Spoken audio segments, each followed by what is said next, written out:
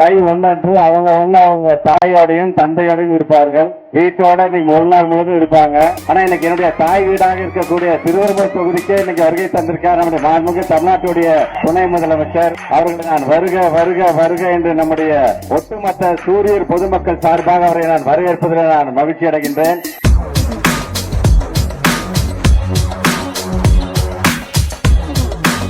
சூரியூர்ல ஜல்லிக்கட்டுக்கு புகழ்பெற்ற மண் அப்படின்னு ஒட்டுமொத்த தமிழ்நாட்டுக்கு தெரியும். திருச்சிக்கு எப்படி மலைக்கோட்டை ஒரு அடையாளமோ, காவிரி ஆறு ஒரு அடையாளமோ, அதே மாதிரி சூரியூர் ஜல்லிக்கட்டும் திருச்சிக்கு ஒரு அடையாளம்.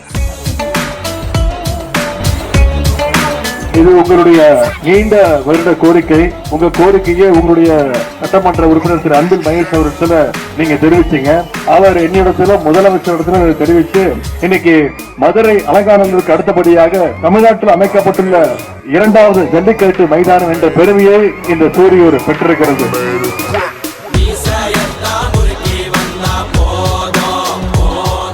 நம்முடைய சட்டமன்ற உறுப்பினர் அமைச்சர் திரு மகேஷ் அவர்கள் பொங்கல் பரிசாக காளை மாட்டு ஒன்றை எனக்கு பரிசாக அளித்திருக்கின்றார். அதற்கு நானே பெயர் வைக்க வேண்டும் என்று குறிப்பிட்டிருக்கிறார். அதற்கு இந்த ஊர் உங்களோட ஞாபகமாக சூரியூர் என்று பெயர் வைத்து அந்த மாடு வழங்கியதற்கு நன்றியை தெரிவித்து வாய்ப்புக்கு என்று விடைபெறுகின்றேன்.